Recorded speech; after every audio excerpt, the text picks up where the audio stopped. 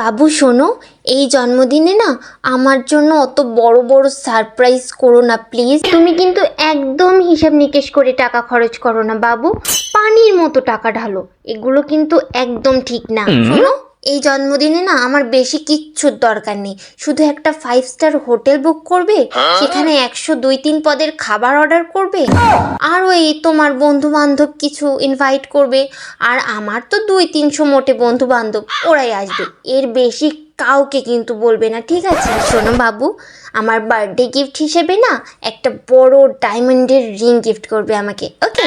আর বেশি কিন্তু খরচ করবে না। শোনো, এই বার্থডে উপলক্ষে না আমি একটা অনলাইনে গাউন দেখেছি, এত সুন্দর যে কি বলবো তোমায়, দামটাও বেশি না বুঝছো, একদম রিজনেবল প্রাইসে, শুধু 35,000 টাকা দিয়ে দেবে ব্যাস। আর কিন্তু একটা টাকাও তুমি বেশি খরচ করবে না, বুঝেছো? আর অত বড় বড় সারপ্রাইজের আমার দরকার নেই, আমি অল্পতেই খুশি বাবু, শুধু তুমি পাশে থাকলেই হবে।